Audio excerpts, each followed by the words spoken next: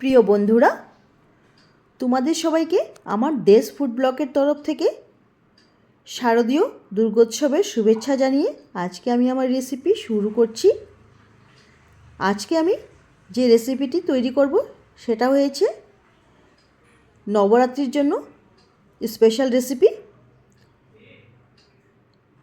তো চলো আমি রেসিপিটা কিভাবে তৈরি করেছি সেটাই শেয়ার করব। এখানে আমি 1 বাটি মাখানা নিয়ে নিলাম, 1/3 বাটি সাবুদানা নিয়ে নিলাম, 2টা টমেটো ছোটো ছোটো করে কেটে নিলাম, কাজু কয়েকটা নিলাম আর আদা পেস্ট করে নিলাম। এখানে আমি বিভিন্ন ধরনের সবজিগুলোকে ছোট ছোট করে কেটে নিয়েছি।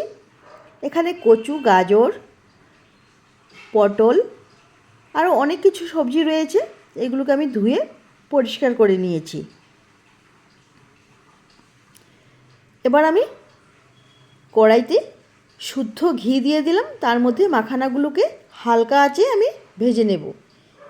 এভাবে আমি হালকা আঁচে নাড়াচাড়া করে করে 1 থেকে 1.5 মিনিট লাগবে আমার মাখানাগুলোকে ভাজতে। যখন নাকি মাখানাগুলো মুচমুচে হয়ে যাবে তখন আমি মাখানাগুলোকে নামিয়ে নেব। এবার দেখো মাখানাগুলো আমার সম্পূর্ণ মুচমুচে হয়ে গেছে। আমি এখন মাখানাগুলোকে তুলে নিচ্ছি। তারপর আমি খালি কড়াইয়ের মধ্যে সাবুদানাগুলি দিয়ে দিলাম। সাবুদানাগুলোকে আমি হালকা আঁচে ভাজবো, না হলে সাবুদানাগুলি কালো হওয়ার ভয় থাকে। তার জন্য আমি একেবারে হালকা আঁচে সাবুদানাগুলিকে ভেজে নেব। যখন সাবুদানাগুলি ফুটতে শুরু করবে তখন আমি সাবুদানাগুলোকেও তুলে নেব। এভাবে আমার নাড়িয়ে নাড়িয়ে সাবুদানাগুলোকে ভেজে নিলাম। তারপর আমি কাজুগুলোকে খালি কড়াইয়ের মধ্যে একটু রোস্ট করে নিচ্ছি। আমার কাজুটাও রোস্ট হয়ে গেছে। এবার আমি কাজুটাকেও তুলে নিচ্ছি। এবার আবারও আমি শুদ্ধ ঘি দিয়ে দিলাম।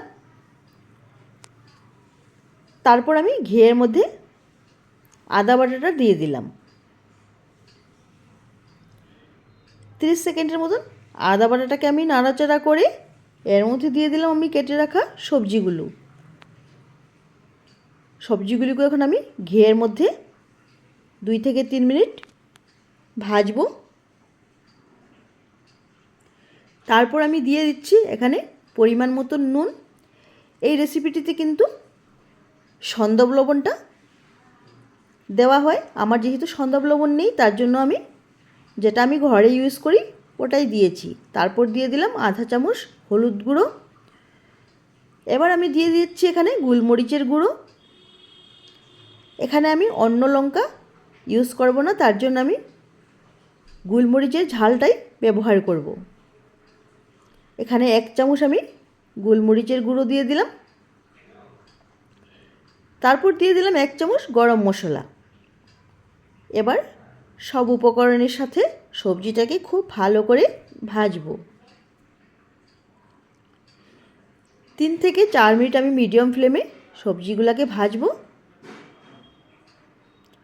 তারপর আমি অ্যাড করে দেব কেটে রাখা টমেটোগুলি দেওয়ার পরও আমি 2 মিনিট আবারও আমি মিডিয়াম ফ্লেমে ভাজবো। এবার আমার 2 মিনিট হয়ে গেছে, আমার এটা ভাজাটাও হয়ে গেছে। এবার আমি যোগ করে দিচ্ছি মাখানা, সাবুদানা আর কাজু। সব কিছু একসাথে খুব ভালো করে আমি মিশিয়ে নিচ্ছি।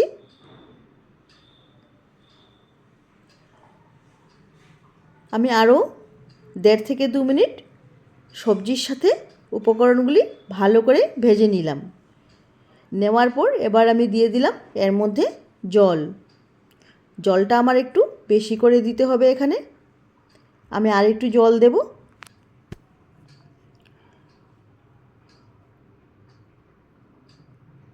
তো আমি জলটা দিয়ে দিলাম। এবার ভালো করে নাড়াচাড়া করে নিলাম। তারপর একটা ঢাকা দিয়ে আমি 10 মিনিট মিডিয়াম ফ্লেমে বসিয়ে রাখবো। আর মাঝে মাঝে কিন্তু আমি ঢাকাটা তুলে নাড়াচাড়া করেছি, কারণ কি যদি নাড়াচাড়া না করি সাবুদানা আছে ওটা আমার কড়াইয়ের নিচে লেগে যেতে পারে। তার জন্য আমি মাঝে মাঝে নাড়িয়ে দিয়েছি। এবার দেখো 10 মিনিট পর আমি ঢাকাটা তুলে নিলাম। আমার রেসিপিটার কিন্তু খুব সুন্দর একটা কালার আসছে। বন্ধুরা, তোমরা নাকি যারা নবরাত্রিতে উপবাস করো তাদের জন্য এই রেসিপিটি খুবই উপকারী। সবার শেষে আমি এখানে অ্যাড করে নিলাম 1 চামচ চিনি। চিনিটা অবশ্য অপশনাল। যদি তোমরা মিষ্টি খেতে ভালোবাসো তাহলে চিনিটা অ্যাড করবে, না হলে কোনো প্রয়োজন নেই। এবার কিন্তু আমার রেসিপিটা পুরোপুরি তৈরি হয়ে গেছে। আমি গ্যাসের আঁচটা বন্ধ করে দিয়েছি। এই রেসিপিটা আমি যত সময় রাখবো তত এটা ঘন হতে থাকবে, যেহেতু এর মধ্যে সাবুদানা আছে। আমি একটা সার্ভিং বাউলের মধ্যে তুলে নিলাম। আর বন্ধুরা, এই রেসিপিটি কিন্তু আরেক দিকে উপকারী, যারা নাকি তোমরা ডায়েট করো এটা অবশ্য তোমরা বানিয়ে খেতে পারো। আশা করি বন্ধুরা আমার এই রেসিপিটি তোমাদের ভালো লেগেছে। ভালো লাগলে লাইক শেয়ার সাবস্ক্রাইব অবশ্যই করবে।